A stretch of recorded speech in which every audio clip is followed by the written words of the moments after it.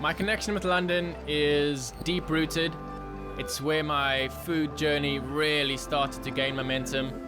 The food scene there, in my eyes, is the best in the world. I mean, it's fast-paced, multicultural, ever-changing, but at the same time, it remains true to itself.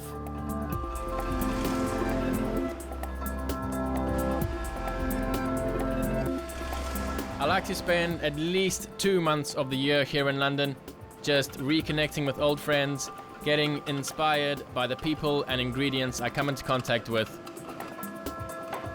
Alan Williams taught me some of the most important lessons you can teach a young chef. He taught me how to taste, how to control the kitchen, to have immense respect for the ingredients. He gave me incredibly high standards, and most importantly, he taught me how to cook my heart out every single day. After my annual London stint, my first dinner back in Cape Town is a theatrical extravaganza for my dear client, Selwyn Lewis. Selwyn was instrumental in bringing Manchester United fans the ultimate treat by bringing the club to Cape Town in 2012 to play local team Ajax Cape Town. I'm kicking it off with a crab ravioli, fresh peas and crispy shallots, moving into braised beef cheek with smoked potato and bone marrow, finishing off with a broken chocolate extravaganza. So before I make my breakfast this morning, I'm gonna get the mash on for tonight. It takes quite a long time to roast these potatoes, so you wanna get them in nice and early. Just an amount of salt down on a tray. You can use rock salt for this, you can use any type of salt. Got my oven preheated to about 180, 190. The salt on that tray just helps keep the potatoes nice and dry. So, onto my breakfast. Into that frying pan, you want a nice amount of olive oil. Little breakfast staple for me, this. I was lucky enough to spend quite a bit of time in Morocco this year. I think they call it shakshuka or fool. I like to sort of just mix it up a little bit. Just take a shallot, run your knife through it. Shallot straight down. Nice big bulb of garlic. Just grate that straight in. A little bit of ground cumin. Then we can go in with our beans. These are just cannellini beans, just washed and drained. Red kidney beans. You don't need to cook them for too long. We are going to roast this in the oven still. Homemade tomato ketchup, a little bit of spice in there, loads of sweetness. Great little multi-purpose tool to have lying around your fridge. Quite hungry this morning, I'm gonna go with 3 little wells. A little bit of butter in each one. And a beautiful farm fresh egg. Crack that baby in. This goes into the oven for about 4 or 5 minutes, depending on how soft or hard you like your eggs. I like my eggs nice and runny, so when I break through that yolk, it just sort of falls down and lathers through those beans. Beautiful rustic sourdough.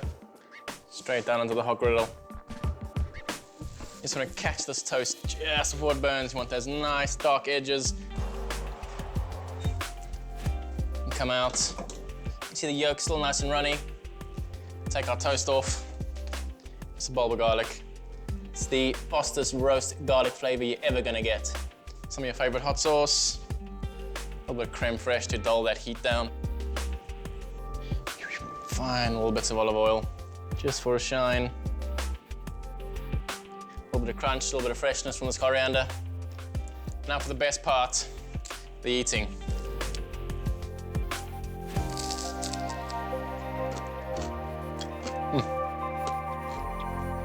Wow, it really is the perfect breakfast. Well, homage to Morocco. Cheers, mate.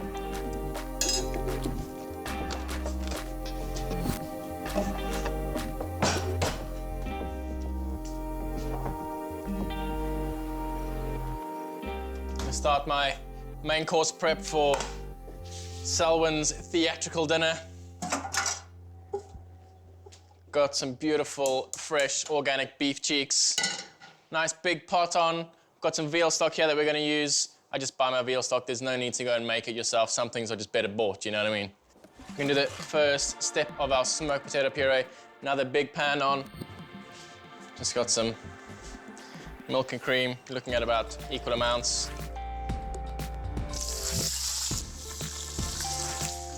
You can imagine the beef cheek does a lot of work throughout the animal's whole life, so it's full of sinew and fat, but that means it's packed full of flavor as well.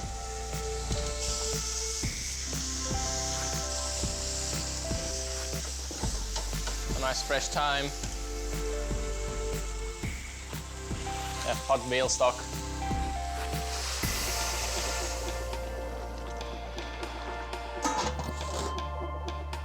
Beautiful roasted potatoes there. These go in. Tuck these babies away for about 3.5 hours. Once you've hollowed these out and pushed them through the ricer, you end up with a beautiful little snack as well. Just a bit of butter on that potato skin. One of life's joys.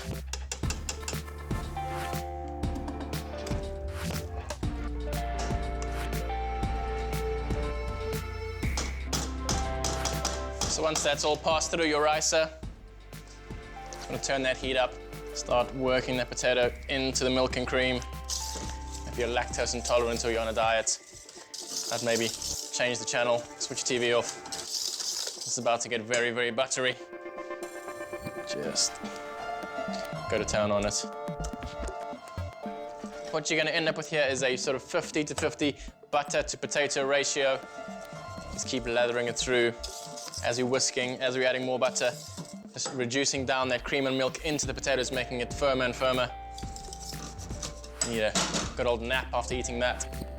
For a beautiful element of freshness to our starter, some fresh peas. Good amount of salt in there. A little bit of chili. Nice amount of lemon as well. Got a beautiful fresh shallot, adding another layer of crunch. Needs a good amount of olive oil. Goes straight in. Now, remember, it's not a puree, it's just a crush.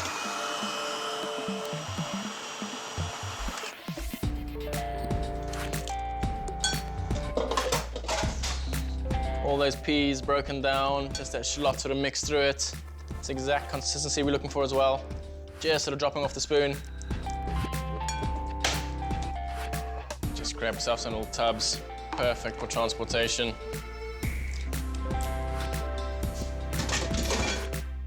That puree can chill. Peas are done. Last little bits for the starter. Then we'll tackle that dessert.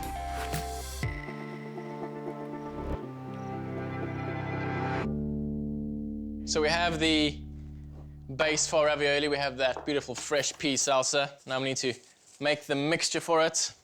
It's quite simple. Everyone always gets quite scared when they have to sort of blend fish or meat in a blender to make a mousse. Nothing to be afraid of. Just a nice piece of white fish. The most important thing is that it's very, very dry. You know, keeping it nice and dry stops it from splitting. Just pop your fish in. Want this to be nice and firm. Just to bind that crab meat together. It's a bit of cold cream.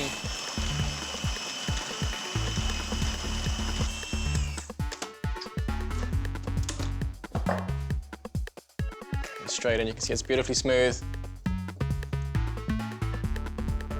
Beautiful cooked crab meat. I can do this with prawns or lobster or anything like that. Give it a good mix around. Tiny bit of paprika in that crab mixture. Maybe a little bit more than a tiny bit. Also gives a nice pink hue. Just needs a little bit of added freshness. So this is the exact consistency we're looking for. Nice and firm. That fish mousse has just bound that crab together. Grab yourself a metal tray. Tight bit of cling film on it. A little bit of olive oil. Having the cling film like this also helps the balls maintain their shape. We're going to do 2 raviolis per person. And so we're looking at about 30 to 35 grams per ball. Just keep rolling. They see me rolling. Pop these ravioli balls into the fridge, and we can start the mise en place on that grand finale dessert. Last on my list for today, two elements to my dessert. One's a dark chocolate mousse. Very important to use a dark chocolate for this mousse. This is a 78%. Always, of course, a couple of extra grams in there for the chef. In the Thermomix, we're gonna go with some egg and some water. Cast the sugar straight in.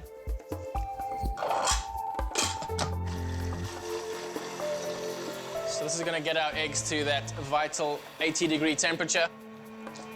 Doesn't take a very long time to melt this chocolate. There.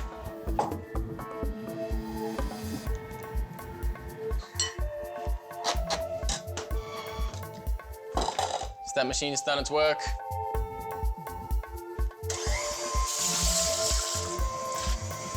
So while that whips up, we can make another element to our dessert. Passion fruit curd. So we're going to go in with our eggs and egg yolks, caster sugar. Even though this is a passion fruit curd, always like to get some lemon in there. This is just a reduced passion fruit puree. 10 minutes, 80 degrees. While that whips up, we can finish off our chocolate mousse. This is going to be the body for that chocolate mousse. Just start it off like that. Grab a bigger bowl. Knocking as little air out as possible. We're going to keep it nice and light and fluffy. Just fold it through. Final step is our soft whipped cream. Yet again, just folding it in, just lathering that cream through the chocolate. I'm just going to let this set in the bowl and then we can transport it in piping bags.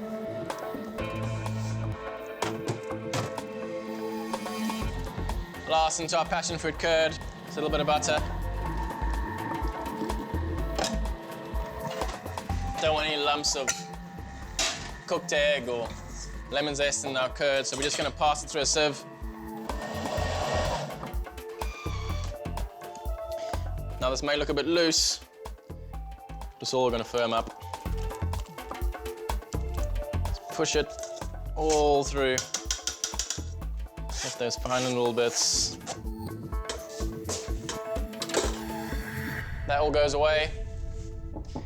That curd's already starting to set. It's going to be perfect consistency by the time we come to serve it.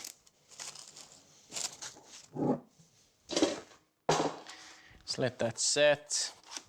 Now, Selwyn's dinner parties are all about the theatre. I'm all about the food. Let's put both together. Nettleton Road in Clifton, Cape Town is by far one of the coolest addresses to have on the Atlantic seaboard. The houses here are all amazing and the views are unobstructed and purely mind-blowing. Selwyn is fast becoming one of my most regular clients. He loves treating his guests to something different and exciting every single time, whether it be in the form of a different venue, new music artist or entertainer, but the main element is always great food, theatre and decor. First job on my list today is just to roll the pasta out, cut the discs, wrap those crab raviolis. We'll give them a quick blanch, and then I really can't pass up an opportunity to do a little bit of outdoor cooking with that beautiful view. Got the barbecue set up, just gonna roast some beef fillet, finish off that bone marrow, and then we're back in the kitchen. So first up, just fresh pasta. Got an egg yolk, a little bit of flour. So we're gonna roll them, cut them, fold them, blanch them, all one fluid motion. Just nice amount of flour on your surface. This is a egg-based pasta recipe. If you want the recipe, it's just neillanthony.com. Super, super simple.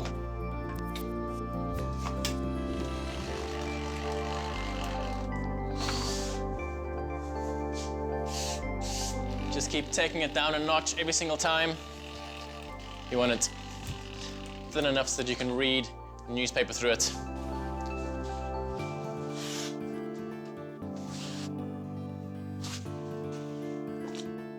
Just grab yourself a pastry cutter.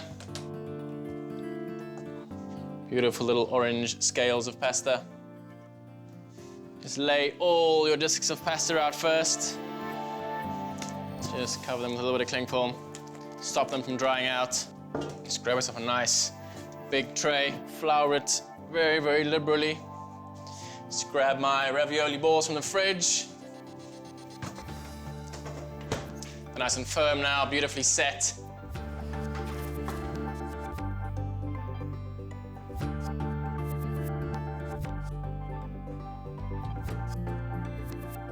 So our main enemy here is air. You want to have no air in that ravioli. So when we boil it, it just boils perfectly. We don't get any sort of pockets of unevenness. Raviolis straight in. Nice rolling boil on that seasoned water. They just take 30 seconds in that water. All we want to do is set that fish mousse. We're still going to boil them for another 3 minutes later. Come straight out, slide them into your ice water. Once those are super chilled, back onto a tray lined with a clean cloth. We're going to drizzle with some olive oil, cover them in cling film, and then head outside, start cooking that beef.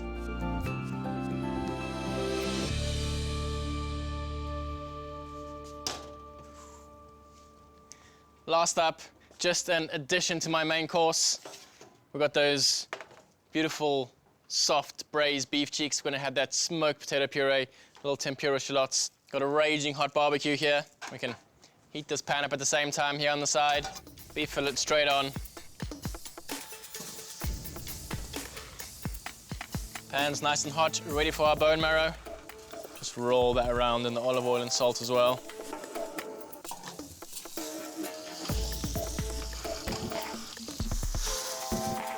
Enjoy the view. There's no better place to cook in the world. Cape Town, you beauty.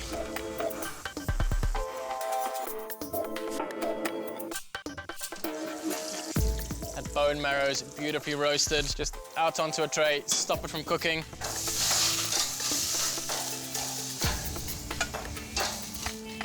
Beef fillet's perfectly cooked, a nice medium rare. That's gonna rest. We can reheat it later. It's all gonna come together.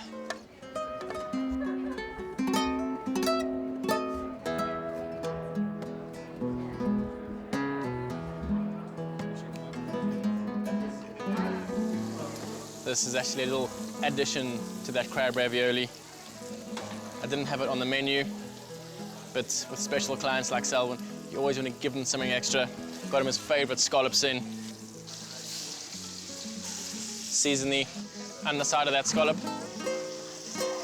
Just let them sit in that beautiful salty bone rosette.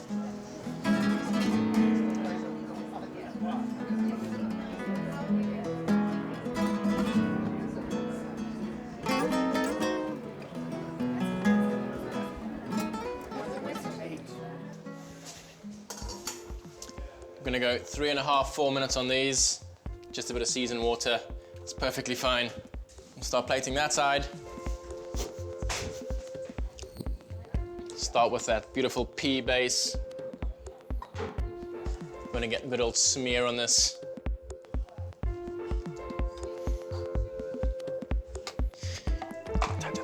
Just a couple of these beautiful pea shoots.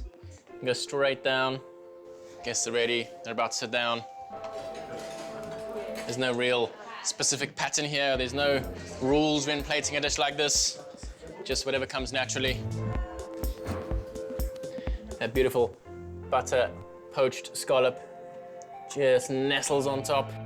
I got beautiful crispy tempura shallots. Final drizzle.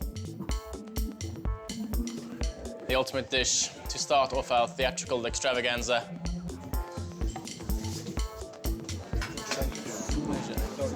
Okay, so first up, guys, we have crab ravioli, a little butter poached scallop, fresh pea sort of crushed slash pesto on the bottom, and then just some little crispy tempura shallot rings. Enjoy. Thank you.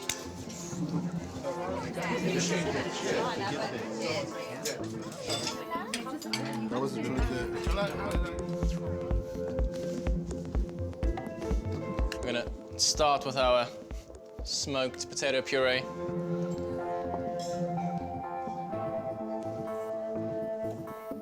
All I've done with that beef cheek is heated it up, shredded it apart, a little bit of that beef sauce through it as well. Not too much, remember, it's very, very rich. You got that buttery puree. You don't want to fill your guests up too much. You still want them to be able to enjoy that dessert later. Nice thin slice of that beef fillet. Beautifully rested, perfectly pink in the middle. Just nestle that bone marrow on the beef fillet. A couple of little dried truffle chips. Whisked a little bit of that marrow fat into the sauce. Gives it a beautiful rounded flavor.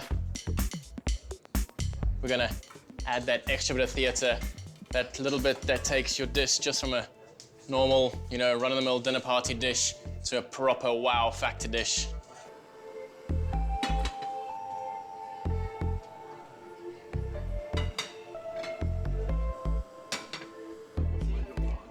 Smoked potato puree, roast beef fillet, a little bit of braised beef cheek, some black truffle crisps, a little sauce, and then